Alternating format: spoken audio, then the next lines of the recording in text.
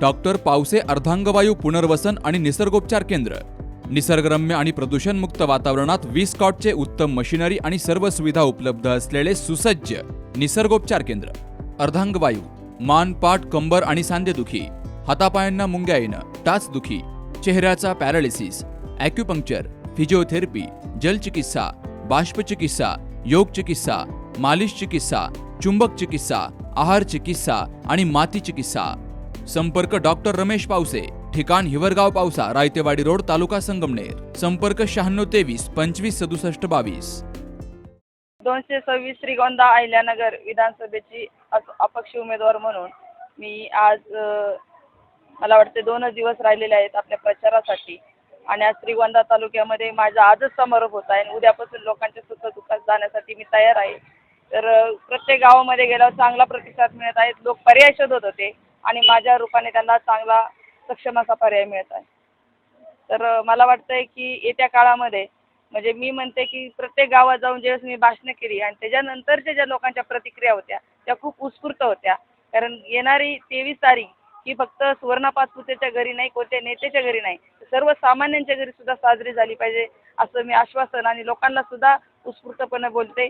तर मी प्रत्येक चौकामध्ये अचानक सभा घेतल्यानंतर सुद्धा लोक गाड्या थांबून बघत होते, ऐकत होते आणि भाषण झाल्यानंतर मला येऊन भेटत होते की ताई तुम्ही एक चांगला पर्याय दिलाय आणि सर्वसामान्य जनता तुमच्या पाठीशी राहील, सर्वसामान्य शेतकरी तुमच्या पाठीशी राहतील आणि ज्या महिला भगिनी आहेत, तरुण आहेत ते सुद्धा तुमच्या पाठीशी विचार करून राहतील अशी बऱ्याच जणांनी ग्वाही मला दिली.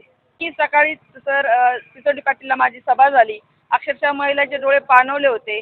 चिचोंडी पाटीलचा ताईचा जो प्रश्न आहे तो प्रत्येक गावागावात आहे. फक्त त्या ताईचा अत्याचार होऊन खून झाला, पण आज प्रत्येक गावामध्ये महिला सुरक्षित नाहीये.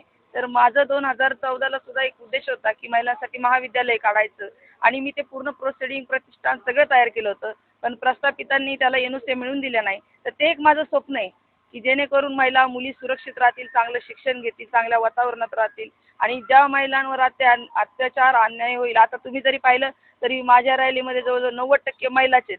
तर ह्या महिला बचत गटाच्या आहेत किंवा ज्यांना मी सहकार्य केले माझ्या संस्थाच्या माध्यमातून त्या महिला आहेत.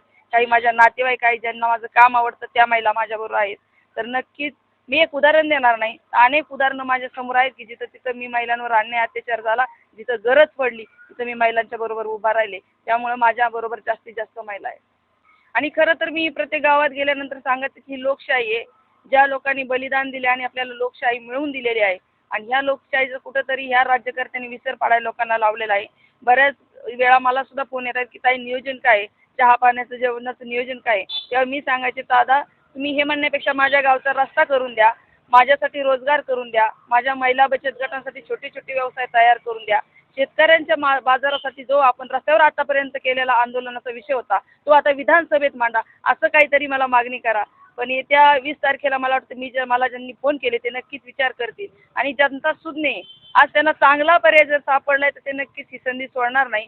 आणि सुवर्ण पाचपुते एक शेतकऱ्यांचं, महिलांचं, तरुणांचं नेतृत्व म्हणून श्रीगोंदा तालुक्यामध्ये येत्या 20 तारखेला लोक विचार करून मतदान करतील आणि 23 तारखेला तुम्हाला न कधी पाहिलेला आणि तुम्हाला जो अंदाज न घेतलेला निकाल तुम्हाला पाहायला मिळेल. पोखरकर नेत्रालय, आता आम्ही घेणार आपल्या डोळ्यांची काळजी.